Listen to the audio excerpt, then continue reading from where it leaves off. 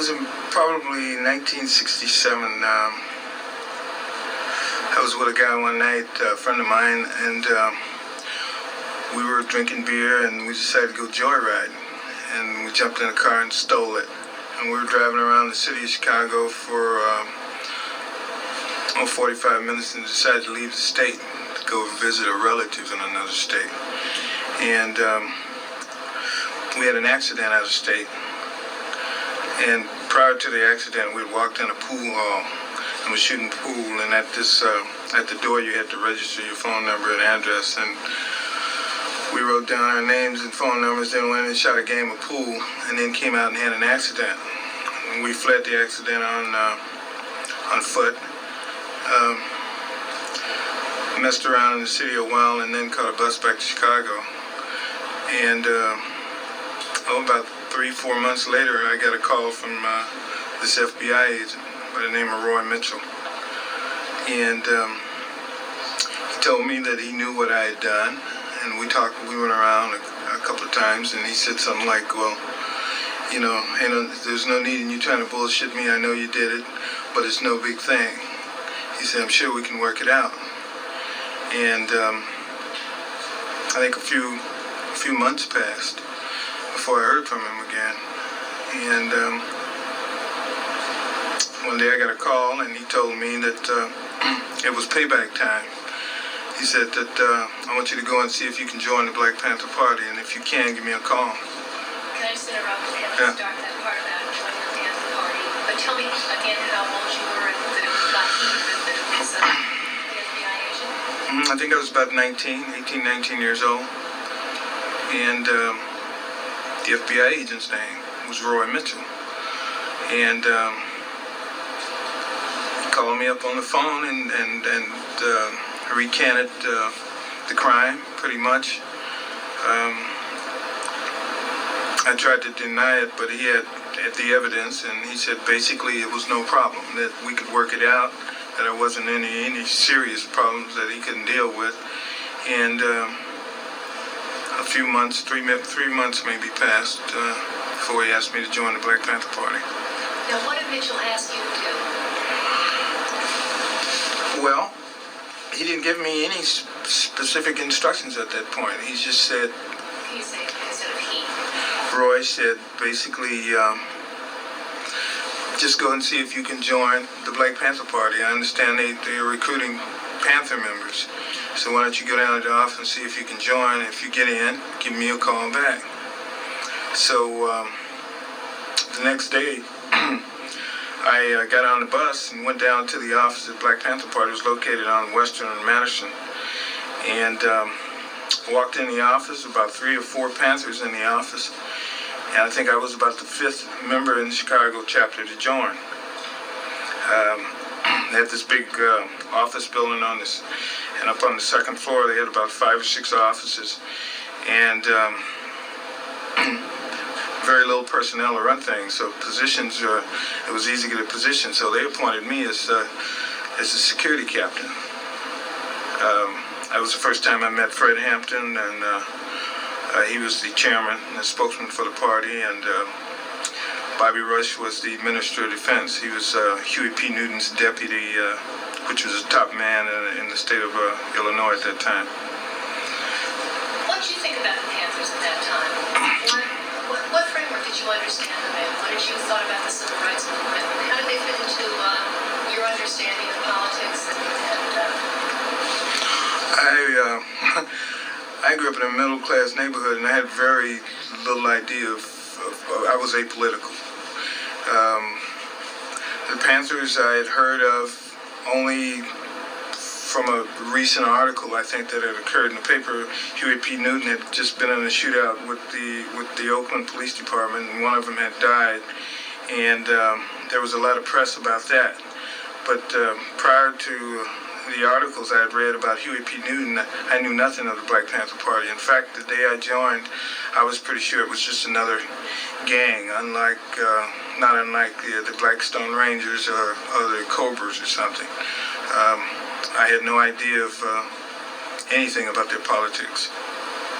What did you begin to learn as you did join, and And what kind of information were you able to give back to Mitchell?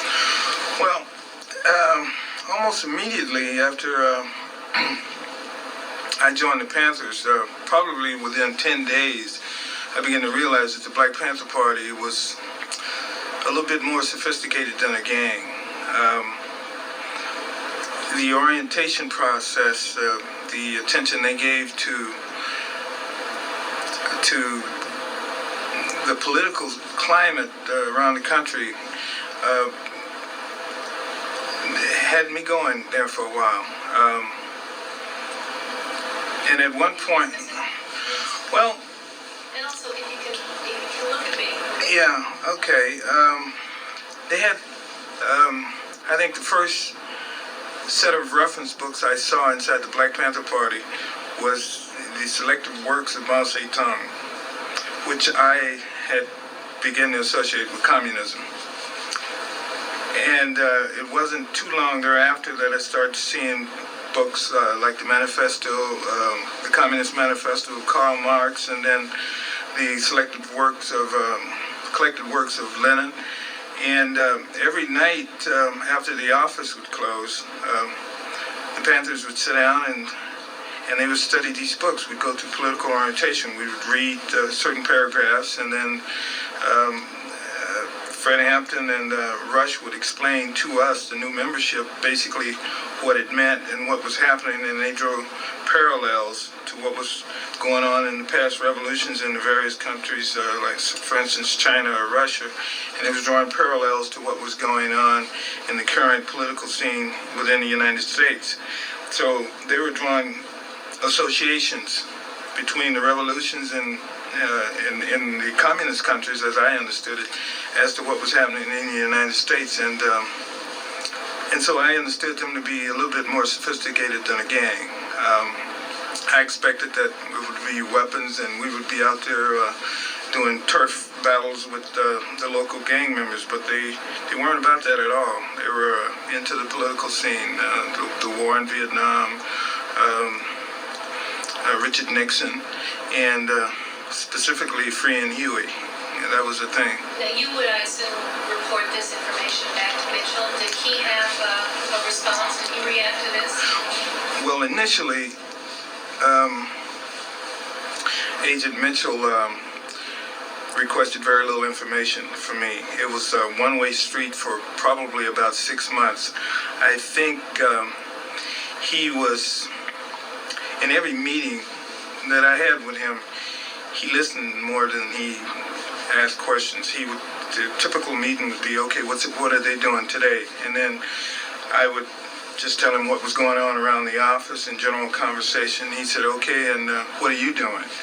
And then I'd tell him what I was doing, and then he'd make mental notes. Sometimes he took shorthand notes, and then we'd depart. He said, okay, just keep me informed. And so we had a very loose relationship at that point, because the Panthers weren't too active militarily. Okay, they were politically organizing at that point. They were recruiting. At that point, the Panthers were trying to, they had speaking engagements at the different colleges and so forth. So we were in an organizing process. And there was very little criminal activity, as I could determine what was going on. Very little to report to the FBI, in my mind, because I felt like, since the FBI was an investigative body investigating federal crimes, that crimes were what they were looking at. And so, tell me a little bit about how you felt about working for the FBI. What motivated you, and what ends you thought you were serving?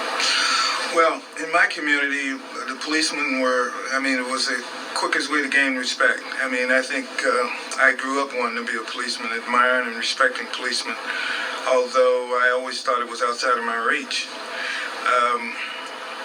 My neighborhood was not unlike most people that grow up in Chicago. Most young people, we were very mischievous and did a lot of juvenile type, petty criminal type things, but stealing a car and all of a sudden having the FBI, having a case with the FBI, the thought of really going to jail got my attention.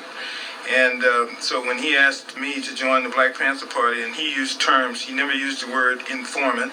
He always said, "You're working for me." And I associated him as the FBI. So all of a sudden, I was working for the FBI, which in my mind at that point, I associated with being an FBI agent. So I felt good about it. I felt like I was working undercover for the FBI, doing something good for the finest police organization in America. And so I was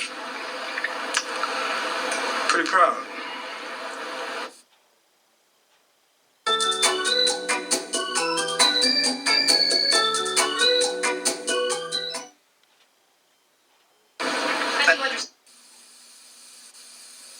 Camera roll number 3089. Did you ever think, or did Mitchell ever try to convince you that the Black Panthers were a threat to national security? How do you understand what the FBI's interest was in Washington? Well, I think Mitchell, the relationship between I and Mitchell concentrated on the local activities. We talked very little about what was going on nationally early on in the game. Later on, when Bobby Seale and the guys would come to town, it took on a national scope. But right then and there, we were concentrated on the local chapter. And later on, I understood that his thinking in that regard, he wanted me to build up some credibility within the Black Panther Party. So he gave me a lot of room, a lot of leash at that point. He let me become a Panther before I became an FBI informant. I mean, I didn't go right in rifling draws. He directed me into the Panthers, and then when I got there, he backed off, and he let them work on me a while. And slowly it worked. I became a Black Panther in a way. I forgot the scope of me being there. In fact, I didn't really know why I was there. I just knew I was to report. But I really didn't have anything to report early on in the game, so I concentrated mainly on Panther duties. I lived the life of a Panther. Tell me about that. Well, what was the work that you did, and how did you rise up through the ranks of the party? Well, mainly from day one, we had very little personnel, a lot of spots to fill. There were a lot of activity, a lot of things to do. And so naming positions at that point and filling those positions were really the leadership's responsibility at that point. And because of my knowledge of electronics and, I was just a handyman basically around the office, and we had this office building that they felt like wasn't too secure. I started working right away to secure the building, and in that regard I fell right into the security position. And it got more sophisticated as donations started to flow. As the membership increased as a result of speaking engagements on the school campuses and so forth, my responsibilities doubled, and so I was given a staff of security people, and then I just advanced from that point on. What were the major developments during that year of the Panther Party as you saw it? Was it the programs? Was it the alliances that the party was building? What was the Panther agenda as you came to understand it? To free Huey. Basically was the agenda of the Black Panther Party all along. Let it be no mistake, Huey P. Newton was locked down. The Black Panther Party was Huey P. Newton, and Huey P. Newton was the Black Panther Party. And no matter how powerful or strong our membership got in the Illinois chapter of the Black Panther Party, no matter how many speaking engagements Hampton had, or how many donations we had, or how many papers, there was always a national office out there to remind us that we were subservient to the national office, that we were just a chapter and we weren't the Illinois Black Panther Party, we was the Illinois chapter of the Black Panther Party.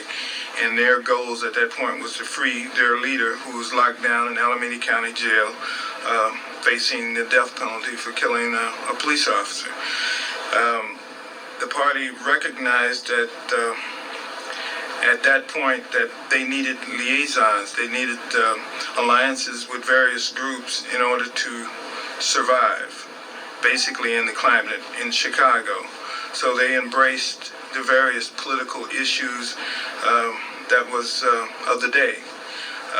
They got involved in all types of causes, mainly to fortify their position and to free their leader, Huey P. Newton. And he was effectively running the Black Panther Party from inside of the jails. Most of our political direction was mandated, came out through his lawyers, and was passed on nationally through the chapters.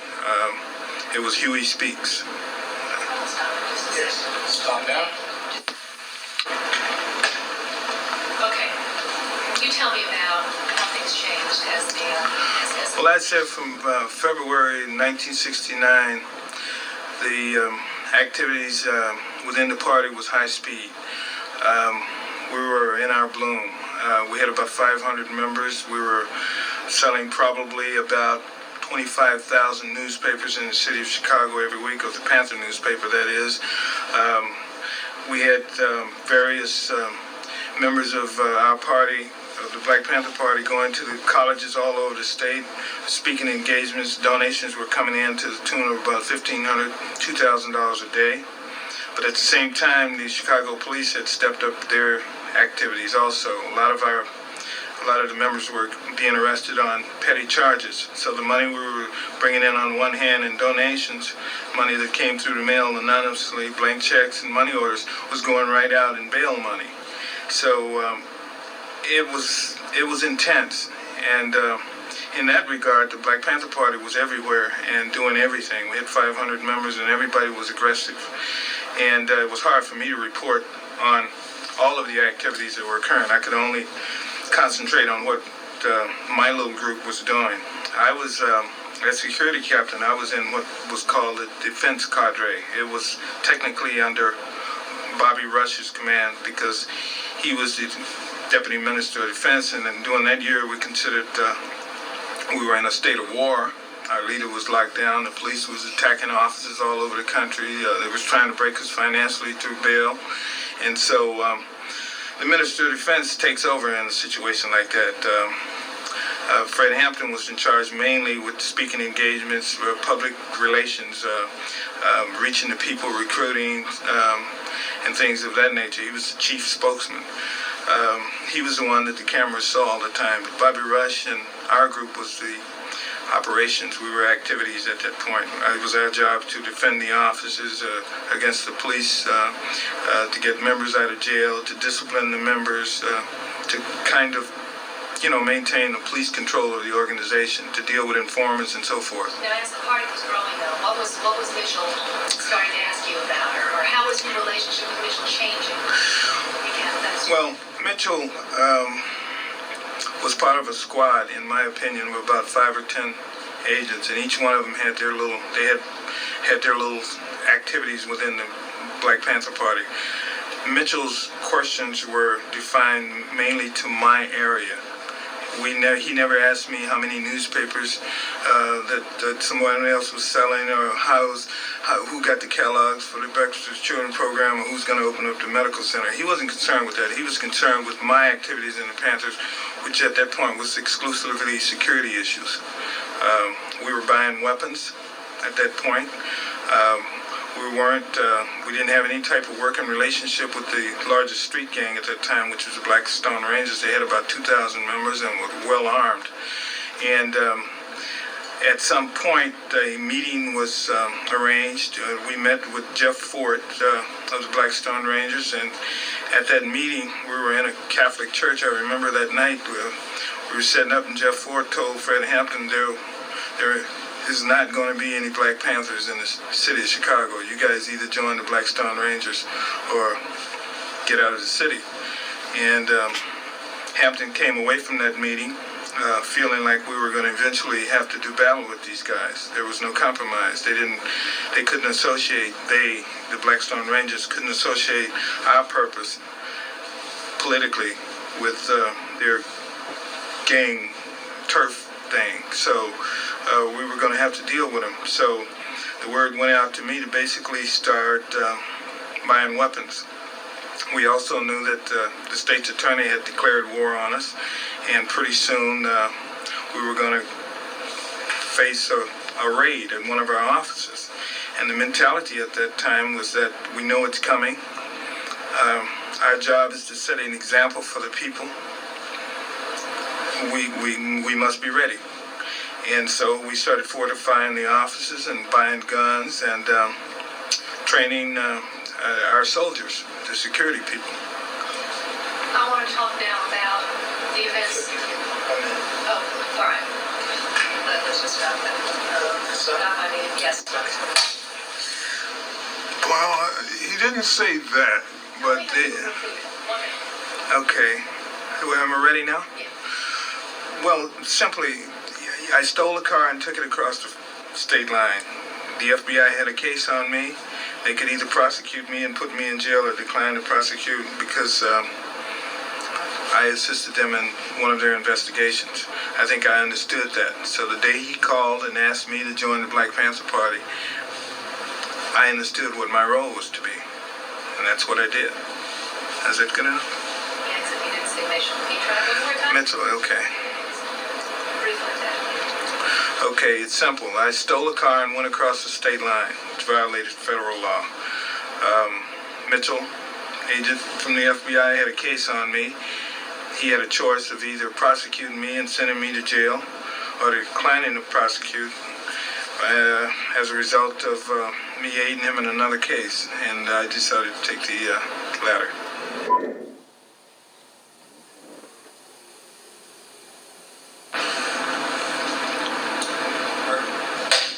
Tell me about a typical meeting, and tell me who again Mitchell's an FBI agent. Because Well, a typical meeting between my FBI contact, Mitchell, would be downtown Chicago at 11, 12 noon, down in the basement of at some bar, some dark bar, and I would meet him at the bar. He'd be there when I got in there, and he'd have a drink, and I'd have a drink, and we'd sit there and talk for 15 or 20 minutes, and it was very casual. I mean, it was like I'd come in, and he said, "Oh, what you up to?" And then I'd say, "Well, I'm going down to Champaign on a speaking engagement with Fred, and I'm taking such and such with me, and we're carrying guns, and we're driving this car." And I just rattle it off. 10 or 15 minutes, I'd tell him everything I knew. He didn't have to say very much, because when I joined the Black Panther Party, most of the information that I was giving him at that time was new information to him. So as I grew inside of the party and began to learn things, he grew also. So he knew the members better than I did. We talk about the girlfriends and who was, pregnant and who had a venereal disease, and this was just casual conversation between he and I. He wasn't always writing. What he put in his files, I still don't have the benefit of. But I know after a while, he and I became friends. And we talked in casual conversation about what I was doing in the Black Panther Party. Well, the whole nature of that relationship changed right around maybe November 13, when 2 police officers were killed by a Black Panther member named Jake Winters on the south side of Chicago. That night, as I understand the gun battle, Jake Winters straddled one of the officers who were wounded in the shootout and performed a coup de grace, a mercy killing. He straddled the officer after the officer was down and put a shotgun to his head and put him out of his misery. Or at least that's the way the newspaper described it. And I think the whole city, I think the Black Panthers took the rap for that one when they really didn't deserve it. Because Jake Winters was out there on his own. He wasn't out there on any official mission for the Black Panther Party. He was out there on his own, and he got into a altercation with a guy, and the guy called the police, and the police came, and the shootout broke out, and 2 police officers were killed, and Jake Winters were killed. Well, the Panthers took the heat because Jake Winters was a Black Panther. And past that point, I noticed maybe a couple of days after this officer was killed, Mitchell had this grim, solemn atmosphere about itself, and I could tell he was looking for specific. He wanted specific criminal violations. He wanted something that he could move on, and I think he may have implied or even expressed that at one or two points. He expressed his anger over what had happened, the total disregard for life, and that was the first time I ever saw him express a personal opinion about what he thought the Black Panthers were doing. Okay, I want to get you focused now. It's November 1969. Can you describe to me the kind of information you were giving Mitchell about what was going on? Well, he started, Mitchell became more specific during that time. He wanted to know the locations of weapons caches. He wanted to know if we had explosives. He needed to know who was staying at what locations, who spent the night where. His information didn't change so much as he requested more detail, and I knew why. The shootout on the South Side had pretty much laid the foundation. Within the party, within the Black Panthers, we knew that the police would react some type of way. We could just feel the stepped-up surveillance. We could feel the pressure all the way around, and we knew something bad was going to happen, and I think we were all prepared for it. During that time, Fred was conducting quite a few speaking engagements, but even his attitude had changed somewhat within the Black Panther Party. He was becoming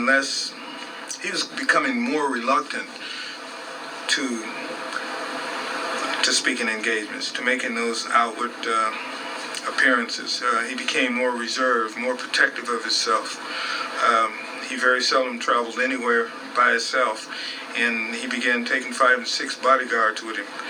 And so he felt it also. Also, he felt like he was going to prison. He was pretty sure that the robbery conviction was going to take him out of the game. So he started preparing other members to take his role, pretty much.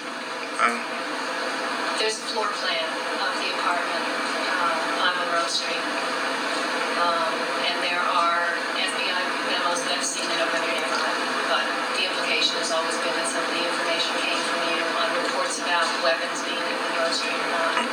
Did you give that information to Mitchell? And if so, well, I routinely supplied whatever floor plans or diagrams I could to the FBI. That started in June 1969. They had a floor plan and keys to the Black Panther headquarters. The specific apartment on Monroe, I supplied that floor plan. Perhaps not the one you saw, but I do remember meeting with Mitchell at one point and drawing up a diagram of the apartment. The one I've seen in court, that was a little bit more fine-tuned than the one that I, drew. Describe to me the meeting where you remember giving information to Mitchell. Well, the meeting was not unlike the other meetings we had. It was always at the same location, was always during the daytime, and it was routine. Here again, in my mind, I knew that a raid was being planned. In my mind, I knew it.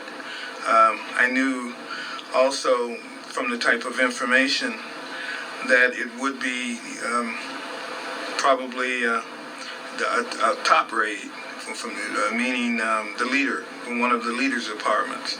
I also knew that the most vulnerable spot was Hampton's house, because it was the one that had all the weapons in it. It was the one with the weapons.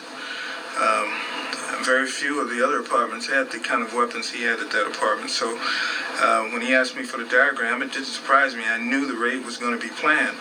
I felt like at that point, what they wanted to do was catch him with weapons and seal his conviction. If he'd have been caught with the weapons out on appeal, he would have went straight to jail. And I can't recall it being expressed. I can't recall any specific conversations I've had with Mitchell about the raid, but we had such a unity of mind, so to speak. Our efforts were basically one. I understood what was going on. He didn't have to tell me. He described to me going to the funeral of 2 police officers that got killed, and I knew he was hurt by that, and I knew he was going to do what he could to help the police department do something about it. The night of December, I'm sorry, will you stop for a second? Yes, stop down.